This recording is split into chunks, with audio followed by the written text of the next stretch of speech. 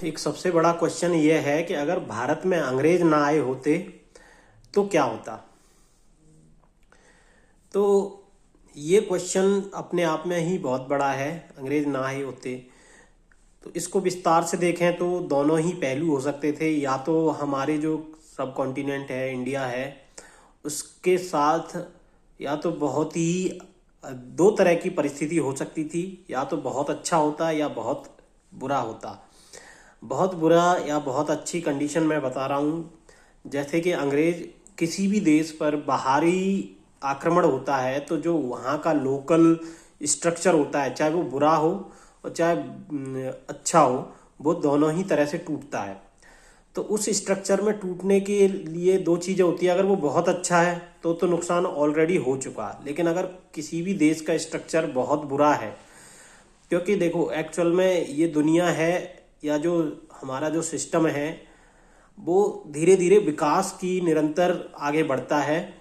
और भले ही वो डिले हो सकता है, उसमें विकास होने में टाइम लगेगा। जैसे मान के चलो जो आदि मानव थे उनसे इंसान का बनना बहुत टाइम लगा, लेकिन ऐसा हुआ। मैं ये नहीं कह रहा कि ये निश्चित ही था, लेकिन ऐसा हुआ।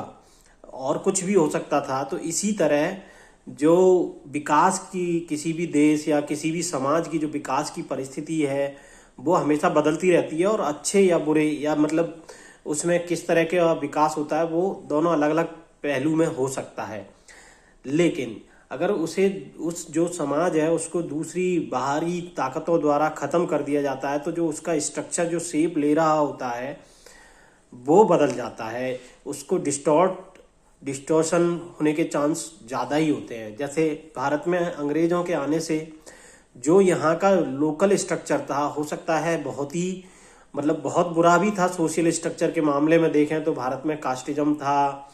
लोग कई सारी चीज़ों पर कास्टिज्म के तहत या और बहुत सारी सामाजिक चीज़ों के साथ जुड़े हुए थे जो बहुत ही बुरी परिस्थिति बना रही थी भारत में। लेकिन उसके साथ साथ संघर्ष भी था। जो वहाँ लोकल लोग थे वहाँ पर बहुत सारे आंदोलन भी चल रहे थे और परस्पर आंदोलन चल रहे थे। डिफरेंट डिफरेंट समाज और डिफरेंट डिफरेंट कास्ट या कह लो क्लास के बीच अपना एक अलग स्ट्रगल चल रहा था। तो वो स्ट्रगल एक किसी भी उस तक पहुंचने से पहले ही बाह्य ताकतों ने ख़त्म कर दिया या डिस्टॉर्ट हो गया। तो इससे क्या होता है, उससे पूरी सामाजिक परिस्थिति में जो बदलाव होना होता है वो नहीं हो पाता। अंग्रेजों के आने से क्या हुआ, जो भारत में पहले से चली आ रही बहुत सारी विसंगतियां, उनको कैसे बदला गया या उनको कुछ जगह रोका भी गया और कुछ जगह उससे भी बुरी परिस्थिति आ गई। जैसे भारत में जो कास्टिज्म वाला सिस्टम था वो इतना खतरनाक था उस टाइम पे भी, और वो आज भी कहीं ना कहीं आपको देखने को आप बहुत अच्छे से मिल जा रहा है। ऐसा नहीं कि भारत में पूरी तरह से ख़त्म हो गया। आज भी रूरल एरिया में चले जाओ या इवन सिटी में लोगों के दिमाग में है। तो उससे तो नहीं कह सकते कि भाई अंग्रेज आ भी गए चले भी गए तो भी ये चीज़ बनी रह गई। ठीक है, लेकिन क्या पता अगर अंग्रेज नहीं आते तो ये चीज़ ख़त्म भी हो सकती थी। इसकी वजह ये है कि लोग आपस में खुद से ही संघर्ष करते और इसमें आपसी सहमति बनती। और जब आपसी सहमति बनती, जो प्रिविलेज्ड कह लो या जो जो दमनकारी लोग थे वो खुद ही, और जो जिनके ऊपर दमन हो रहा था वो आपस में मिलके कोई सुलह करते और किसी भी परिणाम तक आ सकते थे।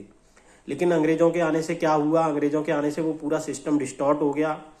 जो पहले कुछ आंदोलन चल रहे होंगे वो बर्बाद हो गए और फिर नए तरीके से सर्वाइवल की स्थिति बन गई। जैसे आप मान के चलो अंग्रेज जब आए थे तो ऐसा नहीं कि पूरी दुनिया में फ्यूडलिज्म नहीं था, पूरी दुनिया में सामंतवाद था, पूरी दुनिया में जो जमींदार थे डिफरेंट डिफरेंट एजेस में, कहीं राजा के अंडर जमींदार, जमींदार के अंदर जो भी जागीरदार, वो सारी चीज़ें होती हैं उसके अंदर छोटा। फिर उसके अंदर जो किसान होते थे वो लोग रहते थे गुलाम की तरह, और जागीरदार अपने साथ बांध के रखता था 4-5 किसानों को मजदूरों की तरह और उनकी चीज़ों पर कब्जा रखता था। ऐसा यूरोप में भी रहा है, ऐसा नहीं कि ये केवल इंडिया में। तो इंडिया में भी रहा है, यूरोप, लेकिन यूरोप में जो उनका जो खुद का समाज था उसके बीच बहुत बड़ा संघर्ष रहा। और जब वो संघर्ष हुआ तो उससे बहुत सारी परिस्थिति उन्होंने खुद ही सुलझा ली। मतलब ये कि बाहरी ताकतों के बिना आए वो सिस्टम डिस्टॉर्ट नहीं हुआ, और वहाँ पर ये सारी चीज़ें लोगों ने आंदोलन किया उन दमनकारी ताकतों के खिलाफ, और इससे क्या है उनको परिणाम मिला। परिणाम ये मिला कि बहुत सारी चीज़ों में परिस्थिति बदली, लोग इंडस्ट्रियलाइजेशन की तरफ चले गए, गांव छोड़ के शहरों की तरफ चले गए, और वहाँ पे इंडस्ट्रियलाइजेशन डेवलप हो गया, और जो इंडस्ट्री या जो व्यापार करने वाले लोग थे वो ताकतवर थे। लेकिन भारत में क्या है, भारत में इसके विपरीत हुआ। भारत में जो अंग्रेज आए तो उन्होंने अपनी सेना तैयार की, जो भारत के कुछ अलग अलग प्रांतों से लोगों को चूज किया उन्होंने, और एक नई तरह की शाखा तैयार कर दी, जो कि भारत के भारत के लोग ही थे, और वो भारत के लोगों के खिलाफ ही उन्होंने तैयार किए, जिससे कि उस पर जो हमारा देश था उस पर राज किया जा सके।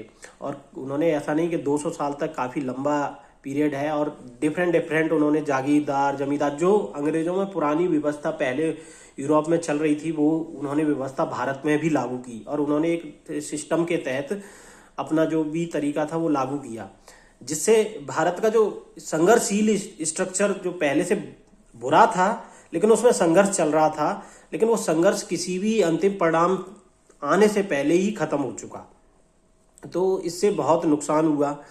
दूसरी बात, ये वाली चीज़ तो बहुत बुरी हुई। दूसरी बात, जो यहाँ पे वर्किंग क्लास कह लो या कुछ भी कह लो, इनका भी बहुत ज़्यादा नुकसान हुआ, क्योंकि जो इनकी लोकल चीज़ें बनती थी उससे हटाकर उन्होंने ब्रिटिशर्स ने दूसरे अपने अनुसार चीज़ें बनवाना शुरू कर दिया, अपने अनुसार खेती करवाना शुरू कर दी, और अपने अनुसार बहुत सारी चीज़ें शुरू कर दी, जिससे कि जो यहाँ के लोकल लोग थे उनमें व्यापार करने की क्षमता नहीं थी। क्योंकि देखिए, पूरी दुनिया में कहीं पर आप देखेंगे तो जो व्यापारी है आज के ज़माने में, और सामंतवाद से जस्ट बाद में व्यापारी जो समाज है वो बहुत ताकतवर है, उसके सामने कोई नहीं टिक सकता। लेकिन भारत में इसका अभी की परिवेश में बात नहीं करूँगा, लेकिन पहले इतना ताकतवर नहीं रहा कि वो जो सामंतवादी चीज़ें थी उसको ख़त्म कर सके। तो जो कि अंग्रेज़ों ने जो भारत में जो सामंतवाद था, क्योंकि वहाँ का लोकल जो कारीगर था उसको व्यापार तक पहुँचने ही नहीं दिया गया, वो उससे पहले ही ख़त्म हो गया। मतलब एक तरीके से साम्राज्यवादी ताकतों ने उनको निपटा दिया। तो वहाँ पर नए तरह का स्ट्रक्चर उन्होंने लागू कर दिया, जमींदारी कह लो, जागीरदारी कह लो, और उन्होंने अपने नए तरीके की फौज तैयार कर दी, जो कि लोकल लोगों के ही खिलाफ तैयार थी, और वो गांव से निकाल के लोगों को भर्ती कर रहे थे, जो कि अपने ही देश को लुटवाने में सहायक थी। तो ऐसी बहुत सारी चीज़ें हुई जो अंग्रेज़ों के आने से हुई, और भारत में तो ढंग से राजशाही सिस्टम भी नहीं आ पाया, क्योंकि आप देखेंगे तो ऐसा कोई बहुत एक्चुअल में होता क्या है, जो राजशाही सिस्टम में कुछ तो ऐसी चीज़ें होती जिससे कि समाज का भला होता। जैसे कई सारे देशों में आज भी वहाँ के लोगों जो राजा हैं उनको आज भी उनकी इज्जत दी जाती है। कई सारी यूरोपियन देशों में आप देखेंगे। उसकी वजह ये है कि वो जो लोग राजा थे उन्होंने कुछ ना कुछ समाज के लिए इस तरह का भला काम किया, जिससे कि लोगों के अंदर इज्जत है। जैसे स्पेन में आज भी, और स्पेन में आज भी राजा है, और यूरोप में भी कई सारे ब्रिटिशर्स के भी, मतलब एक, मैं ये नहीं कह रहा कि वो राजा पूरा कार्यभार है, लेकिन उसका एक समझ लो एक बना रहता है राजा, एक नाम के लिए ही सही, लेकिन लोगों के में उनकी कहीं ना कहीं इज्जत भी है, तभी तो वो है, नहीं तो लोग उसके खिलाफ बोलते और वो हट जाता। तो इस तरह भारत में नहीं हुआ, क्योंकि भारत में राजशाही पूरी तरह आ ही नहीं पाई, कोई राजशाही वाला सिस्टम नहीं आया। उससे पहले ही जो मुगल आ गए, तो जब राजशाही पूरी तरह नहीं आ पाई, वो भी सिस्टम डिस्टॉर्ट हो गया। फिर धीरे धीरे इनका जो भी चलता रहा, उस पर नहीं जाएंगे हम, मैं अंग्रेजों पर ही टिके रहेंगे। तो फिर भारत में फिर दोबारा से कुछ कुछ थोड़ा थोड़ा उत्पन्न हुआ, तो फिर अंग्रेज आ गए, तो उससे पूरा डिस्टॉर्ट हो गया। तो ये तो पहली कंडीशन हो गई कि भाई इतना मतलब कुछ अच्छा हो सकता था जो नहीं हो पाया, क्योंकि भारत के अच्छे व्यापार संबंध थे मिडिल ईस्ट से और इस तरह के आसपास के पड़ोसी देशों से। लेकिन अगर अंग्रेज नहीं आते तो बुरा क्या हो सकता था? बुरा ये हो सकता था कि जो आंदोलन चल रहे थे, हो सकता है उन आंदोलनों का बहुत ज़्यादा प्रभाव नहीं होता। जैसे कि अंग्रेज़ों ने बहुत सारी चीज़ों को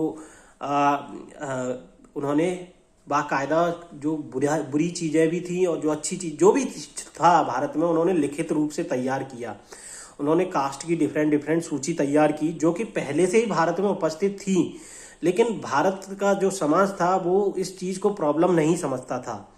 तो अंग्रेजों ने इस प्रॉब्लम को लिखा, भले ही उन्होंने प्रॉब्लम नहीं समझा या जो भी किया, लेकिन उन्होंने इस प्रॉब्लम को आइडेंटिफाई कर कर लिखा और भी कई सारी चीज़ों को लिखा और उसको एक अनुसूची तैयार की उन्होंने, और भी कई सारी चीज़ें उन्होंने तैयार की, जो कि बहुत ही जल्दी हो गया। हो सकता है अगर अंग्रेज नहीं आते तो ये चीज़ ना होती, ये चीज़ होती ज़रूर, लेकिन क्या पता 100 साल बाद, लाइक जैसे 1947 की बजाय आज हो रही होती, 2024 में वो चीज़ हो रही होती, आज भी देश के लोग संघर्ष कर रहे होते उन चीज़ों के लिए।